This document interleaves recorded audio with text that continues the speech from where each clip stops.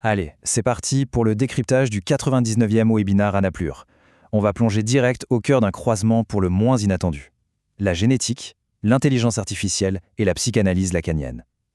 Il y a une trajectoire vraiment vertigineuse qui se dessine aujourd'hui sur la façon dont l'humanité gère, ou plutôt échoue à gérer, la mémoire absolue. Tout commence par une question fondatrice, un vrai mystère historique profondément enfoui. Pourquoi est-ce que la société, de manière collective, n'a tout simplement pas conservé son ADN dès la découverte de la génétique dans les années 50 ? C'est le point de départ d'une immense réflexion. On a raté une occasion en or de préserver la mémoire biologique à l'échelle mondiale, et ce geste manqué révèle un refoulement historique absolument majeur.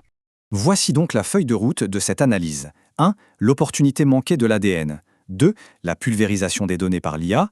3. Le complexe d'Oedipe social. 4. La chute des systèmes centralisés. 5. La restauration du modèle hippocratique. Et 6. Une thérapie pour la civilisation. Première partie, l'opportunité manquée de l'ADN.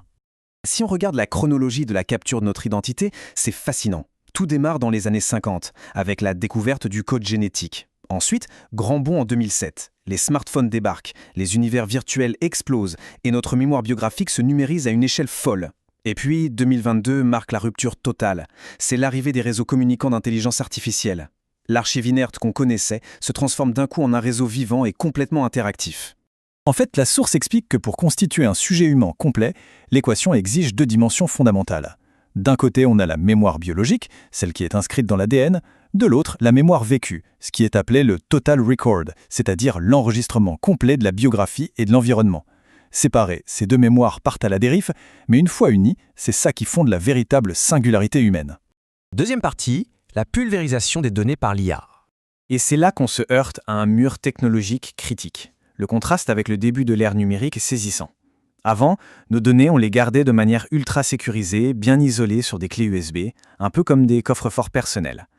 Aujourd'hui, l'IA pulvérise tout ça. Nos informations sont extraites, digérées et éparpillées à travers des myriades de nœuds communicants. Le coffre-fort n'existe plus. Et le vrai danger de cette transition, c'est que ça dissout complètement la singularité humaine. Dans ce réseau géant, l'individu perd sa spécificité. On devient une simple donnée parmi d'autres, noyée dans un océan de profils identiques, de semblables. C'est un chaos informationnel total où l'idée même d'une identité unique vole purement et simplement en éclats. Troisième partie, le complexe d'Oedipe social. Face à cette perte d'identité massive dans la machine, la société réagit en dégainant un concept inattendu, la psychanalyse. Le texte introduit le complexe d'Oedipe social. Oublions le divan classique, ici, c'est vu comme un mécanisme structurel utilisé par la collectivité elle-même. C'est en quelque sorte un algorithme social de défense, déployé pour tenter de recréer de l'identité, pour redonner un nom et une place à l'individu en plein milieu du chaos des IA. Quatrième partie, la chute des systèmes centralisés. Sauf que nos tentatives de réorganisation par nos structures classiques sont en train de s'effondrer. L'analyse pointe les défaillances majeures de nos modèles actuels. On constate des fuites massives de données d'État, mais aussi un effondrement de l'indépendance de la médecine moderne, illustré de manière flagrante par la perte du libre arbitre hippocratique pendant le Covid, sans oublier l'échec global des systèmes de surveillance individualisés. En clair, l'illusion du contrôle centralisé s'effrite à vue d'œil. Cinquième partie, la restauration du modèle hippocratique.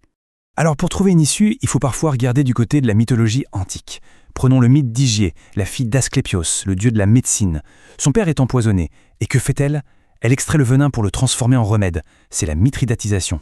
Si on transpose ça aujourd'hui, le poison du chaos numérique et de la perte d'identité peut être converti en un remède salvateur. Ça pose les bases d'un modèle de soins social distribué inédit pour remplacer les systèmes d'État défaillants. Et c'est exactement là que l'idée initiale de conserver son ADN prend tout son sens. Sauvegarder ce que l'étude nomme l'ADN nominal, ce n'est pas un banal archivage médical, c'est l'ancrage ultime. Dans un monde de données complètement pulvérisé, rattacher son nom à son code chromosomique, c'est vraiment l'étape fondatrice pour rétablir une identité absolument unique et indépendante. Sixième et dernière partie, une thérapie pour la civilisation. Parce qu'on assiste à un changement d'échelle radical. On ne parle plus juste de sauvegarder son petit fichier dans son coin. Cette conservation de l'ADN se métamorphose en une organisation de groupe, en une véritable thérapie collective. Au fond, c'est l'accomplissement du grand rêve de Freud, réussir un jour à traiter des civilisations entières comme des sujets analysables. Pour bien illustrer cette lente prise de conscience, l'analyste reprend une métaphore géniale de Freud, celle de l'oignon. Lever un refoulement historique, comme le fait d'avoir refusé de conserver notre ADN pendant des décennies, c'est comme éplucher un oignon. Plus on s'approche du centre, plus la résistance est féroce. Et bien souvent, on finit en larmes quand la vérité éclate au cœur du processus. Face à une mutation de cette ampleur, l'arrogance prédictive n'a pas sa place. La posture finale de l'analyste est claire. Ne rien attendre, mais se tenir au service de ce qui émerge. C'est une démarche d'observation neutre.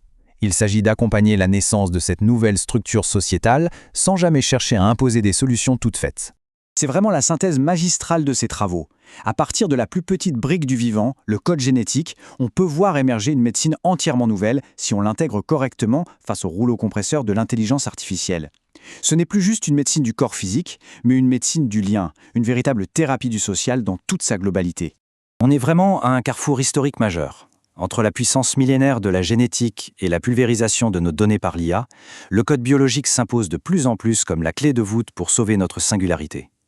La grande question qui reste en suspens, c'est de savoir ce que l'histoire fera de cette découverte. C'est une réflexion fascinante sur la survie de notre identité qui mérite vraiment d'être méditée.